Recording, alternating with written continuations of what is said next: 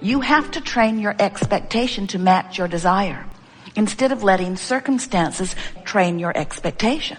In other words, you must let your desire train your expectation. You must let what you want about a subject train your expectation.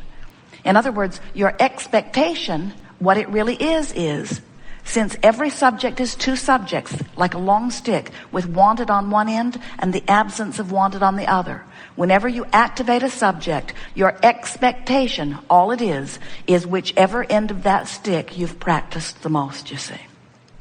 So you change your expectation by having some experiences which cause you to know what you don't want, so you know what you do want. But the funny thing about expectation, if you just let life as it comes to you give you a sort of knee-jerk response, then life trains your expectation. Then what is trains your expectation.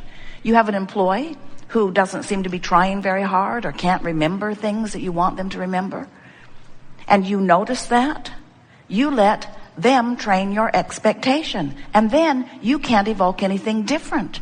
And many would say, well, I really don't think it's my job to evoke anything different. I think it's their job to be the way they should be. And we say, but how's anybody going to know how they're supposed to be with the billions of people with whom they might just interact? Would you like to put a course on the internet to the world? This is the way I want you to be when you meet me. I might run into you someday in traffic or at the airport. This is my picture. When you meet me, these are my rules. It's not very logical. You can't even get your kids to respond to that, can you? And so what you want to do is get your expectation of people in general, of life in general, of hotels in general, of hotels who are bringing breakfast to your room. You have to get your expectation somewhere in the vicinity of your desire. You cannot let what is be the reason for your expectation. So we are amplifying the word expectation today in a stronger way than usual. Because as we speak of the three-step process of creation, the first step is ask, and life causes you to do that. So when breakfast doesn't come the way they want it, they ask and ask and ask and ask and ask. We're not kidding. They've been asking and asking and asking and asking. This is a 5-star hotel, they say occasionally. They should know better. They're asking and asking and asking and asking. Step 2 is source answers. Source answers. Because when you ask, a vibrational reality begins to form, and the non-physical part of you, the source, or that which you call God, your inner being, actualize around that vibrational request. It's lined up for you. Step 3 is you must become a vibrational match to what you're asking for. So that's where that expectation comes. I've asked for it, but what do I really expect? If I have a plan B and a plan C and a plan D, doesn't that mean I don't really expect plan A to work the way I wanted it to? Isn't that what it means? If I'm always saving for a rainy day, if I'm looking for trouble and trying to prevent it, if I'm looking out ahead in order to... Esther carried a hanger in her car for years just in case someone needed her to help them get their car open. Because it was so much fun to help them get their car open. Until one day Jerry said, well, now we're up to about 3 a day. You might want to leave that hanger home. And so when you get into this place of expectation, your expectation really is what rules your world. Because even though life is causing you to ask, what has happened is causing you to expect. And if what has happened is causing you to expect less than what you want, you have to train yourself. Creation is about focus, and focus is about being deliberate. And focus with your guidance system awareness is the best creating that can take place. So let's say that somebody's been giving you a hard time, and so you've created and created and created recently really strong components. You've added them to your vortex. And now you've meditated. You know, when you meditate, you release thoughts, so you're in the vortex. Or you got on a rampage of appreciation, you're in the vortex. You stop doing those things that you do that kept you out of the vortex, and when you stop doing those things you do that kept you out of the vortex brings you in, and when you're in there, oh, it is so sweet. Your body feels good, your mind is clear, it's evident to others around you, you're thriving. But then, even inside the vortex, the phone rings. You know who it is. Or something happens. And as you give your attention to this subject that is of a different vibrational frequency than the vortex spits you out. Because only cooperative components can abide. So you get the idea that we want you to release your resistance so that the vortex can take you in. But what happens if the vortex spits you out? Is it a problem? No. Because you came forth into this physical experience understanding that the creative process is 3 steps. Step 1, ask. And you need contrast to do that. If you don't have a variety to choose from, you have no way of asking. So step 1 is important. And step 1 happens in the majority of cases when you are outside of the vortex. You know what you don't want, you ask for what you do want. Step 2 is not your job. That's the job of source. That's the job of your inner being. That's the job of law of attraction. That's the job of the vortex. Step 2 is when you ask, it is given every single time. And it's not just given. The vortex and the source within you becomes the equivalent of all that you've been asking for. So step 2 is not your work. And step 1, you don't have to work at because the contrast just causes you to ask. Step 3 is your work. And what is step 3? Step 3 is to be conscious and aware of the way you feel, reaching for the best feeling thought you can find from wherever you are, so that you will allow the vortex to take you in. Allow your entry into the vortex. If we were standing in your physical shoes, we would be eagerly aware of this vortex of creation. But we would not freak out when we're having a step 1 moment. When you're having a step 1 moment, understand your relationship to the vortex. Say to yourself, I'm ornery as I can be as I'm having this step 1 moment, but the good news is I'm putting things in the vortex. In other words, at least be aware that that's what you're doing.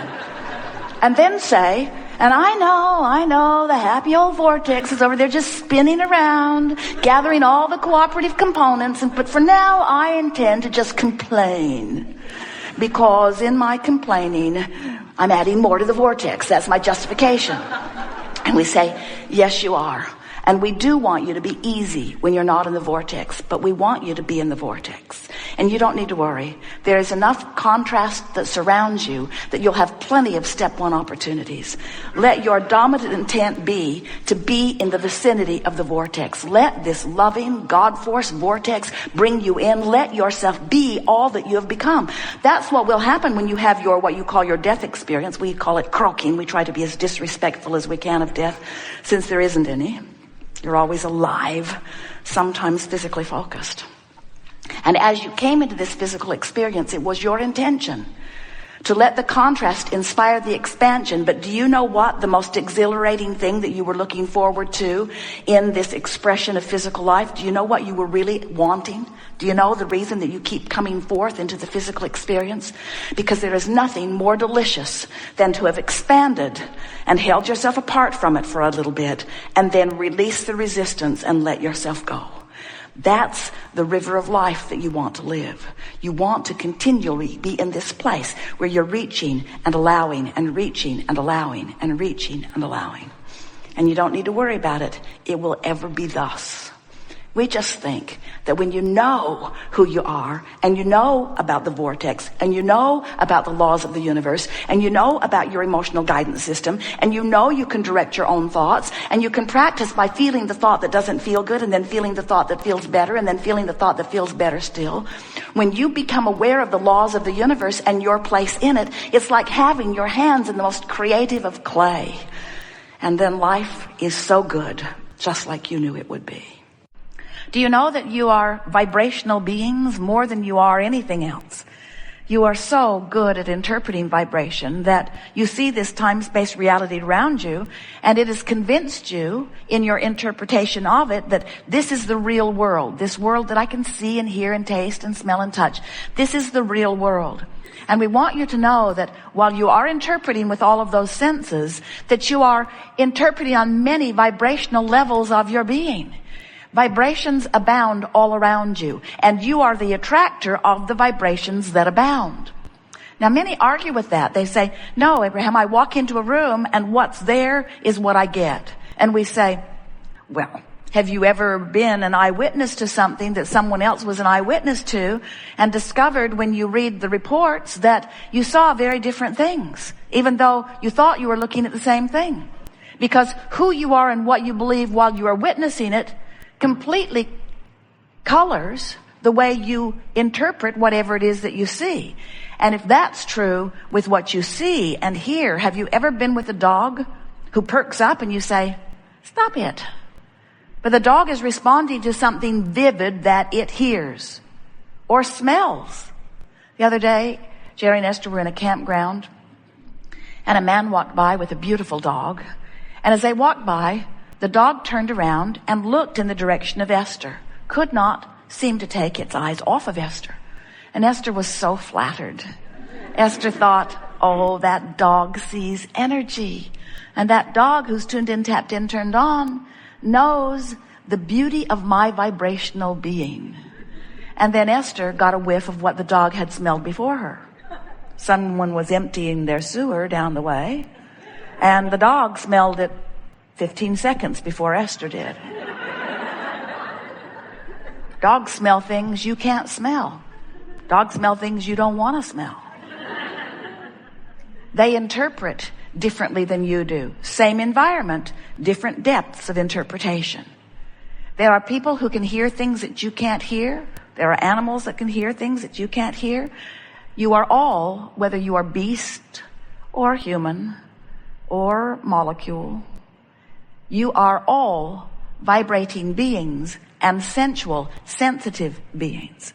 But you have levels of interpretation that go far beyond your physical senses. And what they are vibrational interpretations. You get impulses to move or impulses to consider. You get impulses that you're picking up from all around you. But this is always true. You never receive an impulse or an experience that is a departure from your vibrational countenance. In other words, you train yourself by living in your environment into your habits of vibrations. And your habits of vibrations are what your beliefs and expectations really are. So, without meaning to, most humans have allowed their environment to train them into patterns of expectation that serve you in many cases and hinder you in others. And this gathering is about learning to utilize your guidance system in order to understand what you're receiving and whether it is beneficial to who you are, who you have become, or whether it is detrimental. Whether focusing upon it causes you to allow the creation, or whether focusing upon it allows you to hinder the creation. It's fun to realize that you are vibrational beings. But before being a vibrational being in your physical body can be very meaningful to you, you have to understand that this physical part that you know as you, that all of your friends have identified through your countenance and your personality, is but a very small part of who you really are. Because while you are in this physical body, there is a larger part of you that is source energy, vibration, non-physical. And that part of you, man has been calling it soul. Sometimes man calls it source or God. But that non-physical part of you is by far and away the larger, dominant part of you. And that part of you knows your well-being. That part of you has been accumulating since the beginning of your existence, and that's so far back we couldn't even begin to define that for you. Since the beginning of your existence, that part of you has been garnering and gathering and focusing upon the very best that your life experience has been able to hone out. In other words, this source energy is a vibrational vortex of well-being that defies physical human description. We just can't give it words, but sometimes your physical senses feel it, and you recognize it as love or appreciation or joy. Those moments of